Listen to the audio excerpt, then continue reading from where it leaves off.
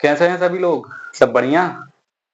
Continue करते हैं हम अपना discussion carbon and it's compounds पर।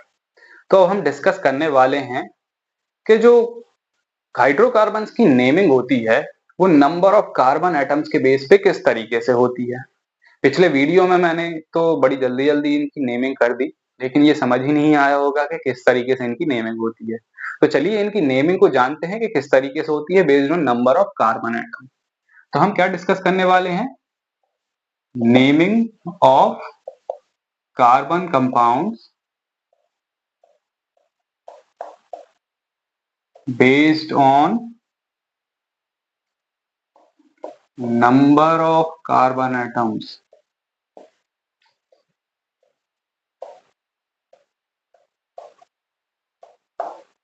तो बड़ा सिंपल है ये।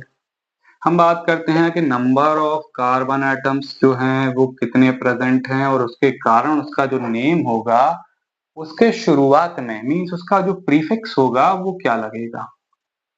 बड़ी सिंपल सी चीज है, बहुत मजा आएगा।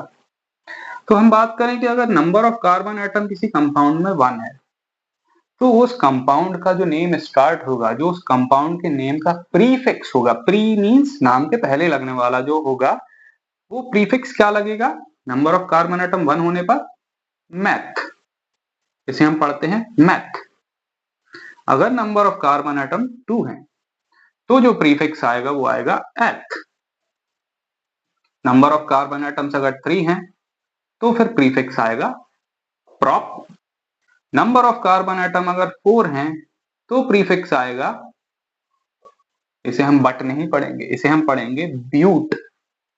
नंबर ऑफ कार्बन एटम्स 5 हैं तो प्रीफिक्स आएगा pent. Number of carbon atom 6 हैं तो फिर प्रीफिक्स आएगा hex. Number of carbon atoms अगर 7 हैं तो प्रीफिक्स जो आएगा वो आता है या तो हेप्ट होता है या फिर सेप्ट भी हो जाता है। नंबर ऑफ कार्बन एटम्स अगर 8 होंगे तो जो प्रीफिक्स आएगा वो आएगा oct. Number of carbon atoms अगर 9 है तो जो प्रीफिक्स आएगा वो आएगा नॉन। नॉन। और नंबर ऑफ कार्बन एटम्स अगर 10 है, वैसे तो यहां तक हमारा फॉर्मूला जो है क्लास 10th में जाएगा नहीं, ज्यादा से ज्यादा नंबर ऑफ कार्बन एटम्स 5 रहेंगे। फिर भी हम देख लेते हैं कि अगर नंबर ऑफ कार्बन एटम्स जो है वो 10 है तो फिर जो प्रीफिक्स रहेगा वो होगा डेक। तो इस तरीके से नंबर ऑफ कार्बन एटम्स के प्रेजेंट होने के कारण उन कंपाउंड्स की नेमिंग होती है। जैसे हम एग्जांपल ले लेते हैं, चलिए कुछ एग्जांपल्स की डिस्कस करते हैं।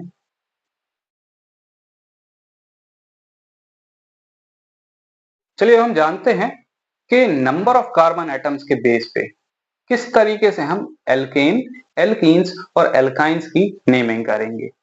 तो इधर मैंने इनके जनरल फॉर्मूलेज को मेंशन किया है और यहाँ एक टेबल बनाई है जिसमें हमने maximum 6 number of carbon atoms तक लिया है। तो हम यहाँ जो भी फॉर्मूलेज डिस्कस करेंगे उनको 6 कार्बन एटम्स तक डिस्कस करेंगे। तो जो फर्स्ट मेंबर होगा एल्केन्स का, मींस उसमें नंबर ऑफ कार्बन एटम कितना प्रेजेंट होंगे 1। तो यहाँ हम n की वैल्यू क्या पुट करेंगे 1। तो यहाँ हमारा जो फर्स्ट फॉर्मूला फॉर्म होगा वो होगा C। n की वैल्यू पुट करेंगे 1, सो 2 into 1 is 2 and plus 2 is 4। सो जो फर्स्ट फॉर्मूला जो एल्केन्स में फॉर्म होगा वो होगा CH4। अब क्योंकि नंबर ऑफ कार्बन एटम कितने हैं 1, तो क्या प्रीफिक्स आएगा मेथ। मेथ। और इस ग्रुप का जो नेम है वो किससे एंड हो रहा है? एन से, तो इसका नेम क्या हो जाएगा? मीथेन। चलिए बात करते हैं नंबर ऑफ कार्बन एटम्स, हम अब इसमें 2 पुट करते हैं तो C हो गया 2। पुट करते हैं n की वैल्यू 2, तो 2 multiply by 2 is 4 plus 2 6। So number of hydrogen atoms कितने प्रेजेंट होंगे 6। नंबर ऑफ कार्बन एटम्स कितने प्रेजेंट है 2, तो क्या प्रीफिक्स आएगा 8। और इस ग्रुप के जो सरनेम है, इस ग्रुप का क्या सरनेम है एन, तो हम इसका सरनेम यहाँ लगा देते हैं तो क्या बन जाएगा इथेन। चलिए नेक्स्ट को बात करते हैं, n की वैल्यू 3 पुट करते हैं तो C3H, 3 into 2 is 6, 6 plus 2 is 8। तो H कितने आ गए 8, क्योंकि इसमें नंबर ऑफ कार्बन एटम्स कितने प्रेजेंट हैं 3। तो क्या प्रीफिक्स आएगा प्रॉप। और सरनेम लगाएं इसका तो एन बन गया प्रोपेन। नेक्स्ट पे आते हैं, नंबर ऑफ कार्बन एटम्स हम 4 पुट करते हैं, एन की वैल्यू 4 पुट की तो यहाँ 4 पुट करते हैं, 4 into 2 इज 8, 8 plus 2 इज 10, तो यहाँ H कितने आ गए 10। क्योंकि नंबर ऑफ कार्बन एटम्स कितने प्रेजेंट है 4, तो क्या प्रीफिक्स आएगा ब्यूट। सरनेम क्या है एन, तो क्या बन जाएगा ब्यूटेन। चलिए अब जगह इतनी बची है तो एक और डिस्कस होगा। चलिए पुट करते हैं एन की वैल्यू 5, तो 5 पुट किया, यहाँ 5 पुट करते हैं तो 5 into 2 is 10, 10 plus 2 is 12, so H कितने आ गए 12। नंबर ऑफ कार्बन एटम्स कितने हैं 5, सो क्या प्रीफिक्स आएगा पेंट। सरनेम लगाएंगे इसका एन, तो क्या हो जाएगा पेंटेन। आते हैं एल्कीन्स पर, चलिए इनको अच्छे से देख लें पहले। अब आते हैं एल्कीन्स पर जिनका जनरल फॉर्मूला ये लिखा है। अब इसमें सिंगल कार्बन एटम वाला कोई एल्कीन नहीं होता यहाँ, इसलिए हमें n की वैल्यू कम से कम रखनी पड़ेगी 2। तो यहाँ पे हम n की वैल्यू पुट करते हैं 2, तो C2, n की वैल्यू 2 पुट करें तो h कितने हो जाएंगे 2 multiply by 2 is 4, so h कितने आ गए 4। क्योंकि नंबर ऑफ कार्बन एटम्स कितने प्रेजेंट हैं इसमें 2, तो इसका जो प्रीफिक्स आएगा वो क्या आएगा एथ। इस ग्रुप का जो सरनेम है वो क्या है इन, तो यहां लगाते हैं इन, तो बन जाता है इथीन। जो इथीन एक मोनोमर है जिसका पॉलीमर होता है पॉलीइथीन, पॉलीथीन। चलिए n की वैल्यू हम पुट करते हैं अब 3, तो C3 पुट करें तो H कितने आ जाएंगे 6। ठीक है, नंबर ऑफ कार्बन एटम्स 3, क्या आएगा प्रीफिक्स प्रोप। क्या है सरनेम इन, तो बन गया प्रोपीन। अगले पे आते हैं, number of carbon atoms 4, number of hydrogen कितने हो जाएंगे 4 into 2 8, number of carbon atoms 4, क्या प्रीफिक्स आएगा ब्यूट। सरनेम क्या है इन, क्या नाम बन गया ब्यूटीन। चलिए आगे बढ़ते हैं, एन की वैल्यू हम पुट करते हैं 5। आपको याद दिला दूं बाजार में एक शैम्पू आता है, चलिए हम उस शैम्पू को बनाते हैं। तो C5, H कितना हो जाएगा 5 into 2 is 10, so H 10। क्योंकि नंबर ऑफ कार्बन एटम्स कितने प्रेजेंट है 5, सो क्या आएगा प्रीफिक्स पेंट। सरनेम क्या है इन, तो हमने बना लिया है पेंटीन शैम्पू। चलिए इसको अच्छे से देख लीजिए, फिर हम आते हैं एल्काइंस पर। अब आते हैं एल्काइंस पर जिनका जनरल फॉर्मूला है CnH2n-2। तो इसमें भी जो सिंपलेस्ट एल्काइन होता है वो कम से कम 2 कार्बन एटम को कंटेन करता है। तो हम यहाँ पे पहला जो है कार्बन में जो n की वैल्यू पुट करेंगे वो 2 पुट करते हैं, तो C2, H कितना हो जाएगा 2 multiply by 2 is 4, 4 minus 2 is 2, तो H कितना आएगा 2। नंबर ऑफ कार्बन एटम्स कितने हैं 2, प्रीफिक्स क्या आएगा इथ। इस ग्रुप का जो सरनेम होता है वो होता है आइन, आइन, तो लगा देंगे आइन, सरनेम बन जाएगा इथाइन। चलिए सेकंड लेते हैं, इसमें हम n की वैल्यू पुट करेंगे 3, so C3, H कितना आएगा 3 into 2 is 6, 6 minus 2 is 4, so H कितने आ गए 4। Number of carbon atoms 3, prefix क्या आएगा प्रोप, सरनेम क्या लगेगा आइन, पूरा नाम क्या हो जाएगा प्रोपाइन। अगले मेंबर पर चलते हैं, n की वैल्यू पुट करते हैं 4, 4 पुट किया, 4 2 जा 8, 8 minus 2 is 6, so H6। Number of carbon atoms 4, prefix आएगा ब्यूट, सरनेम लगेगा आइन, नाम बन जाएगा ब्यूटाइन। नेक्स्ट पर आते हैं, n की वैल्यू पुट करते हैं 5, 5 पुट करते हैं, 5 into 2 is 10, 10 minus 2 is 8, so H 8। Number of carbon atom है 5, तो प्रीफिक्स आएगा पेंट, सरनेम आएगा आइन, पूरा नाम बन जाएगा पेंटाइन। चलिए लास्ट इसमें और बचा है, तो हम यहाँ n की वैल्यू पुट करते हैं 6, C6, H 6 into 2 is 12, 12 minus 2 is 10, so यहाँ आएगा H 10। Number of carbon atoms 6, prefix आएगा हेक्स, सरनेम आएगा आइन, पूरा नाम बन जाएगा हेक्साइन।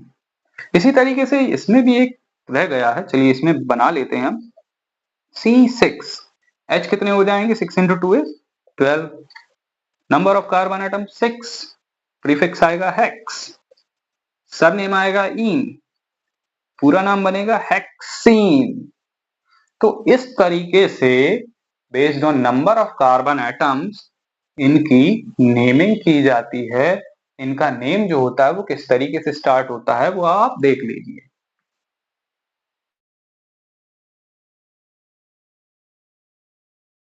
अब हम डिस्कस करने जा रहे हैं कुछ ऐसा जो कि हमें काम में आएगा बाकी के कार्बन कंपाउंड्स को फॉर्म करने में।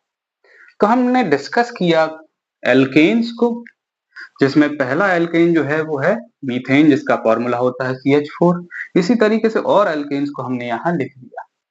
हम बात कर रहे हैं एल्काइल ग्रुप की। एल्काइल ग्रुप क्या होता है? तो जब हम मीथेन या किसी एल्केन से एक हाइड्रोजन को रिमूव कर देते हैं तो जो रिमेनिंग फॉर्मूला बचता है उसमें एक फ्री वैलेंसी क्रिएट हो जाती है और जो ग्रुप फॉर्म होता है उसे हम कहते हैं एल्काइल ग्रुप। तो देखते हैं इसमें से एक हाइड्रोजन हटाने पर क्या होता है। तो ये फॉर्म हो जाएगा, एक हाइड्रोजन हटाएंगे तो हो जाएगा CH3, मींस एक हाइड्रोजन हट गया। इसका मतलब ये हुआ कि जो 4 हाइड्रोजन थे वो कनेक्टेड थे, लेकिन अब एक हाइड्रोजन इस तरीके से हट गया है तो इसकी एक वैलेंसी फ्री बची। इस फ्री वैलेंसी को हम यहाँ शो कर देंगे तो ये कहलाएगा एल्काइल ग्रुप, जिसका नाम हो जाएगा, इसका नाम क्या था? मीथेन, तो इसका नाम हो जाएगा मिथाइल। सेम हम यहां से एक H को बाहर करते हैं तो C2H5 और एक फ्री वैलेंसी, नेम क्या होगा? इथेन से बन जाएगा इथाइल। नेक्स्ट इसमें से एक H को बाहर करते हैं, C3H7 फ्री वैलेंसी, इसका नेम क्या होगा? प्रोपेन से बनेगा प्रोपाइल। अगले पर आते हैं C4H9 फ्री वैलेंसी, ब्यूटेन से बनेगा ब्यूटाइल। नेक्स्ट पर आते हैं C5H11 फ्री वैलेंसी, पेंटेन से बनेगा पेंटाइल। तो हमने देखा कि एल्केन से किस तरीके से हम एल्काइल ग्रुप को फॉर्म करते हैं। तो हम क्या लिखेंगे कि एल्काइल ग्रुप क्या होता है? एल्काइल ग्रुप क्या होता है? The group formed by removal of one hydrogen atom from alkanes। alkanes से एक हाइड्रोजन एटम को अगर हम रिमूव कर देंगे तो क्या फॉर्म होगा? एल्काइल ग्रुप, जो कि हमें अब बाकी के कार्बन कंपाउंड्स को फॉर्म करेंगे, तब ये एल्काइल ग्रुप हमारे बहुत काम आने वाला है। बात करें एल्काइल ग्रुप के जनरल फॉर्मूले की, तो हमने यहां देखा था कि जो एल्केन्स होता है इनका जनरल फॉर्मूला होता है CnH2n+2। लेकिन क्योंकि हम इस एल्काइल ग्रुप को फॉर्म करने के लिए एक हाइड्रोजन को रिमूव कर रहे हैं एल्केन्स से, तो इसका जो फॉर्मूला हो जाएगा वो हो जाएगा CnH2n। तो क्योंकि एक हाइड्रोजन को रिमूव कर रहे हैं तो यहाँ +2 की जगह आएगा सिर्फ +1, मीन्स एक हाइड्रोजन को हमने रिमूव कर दिया है।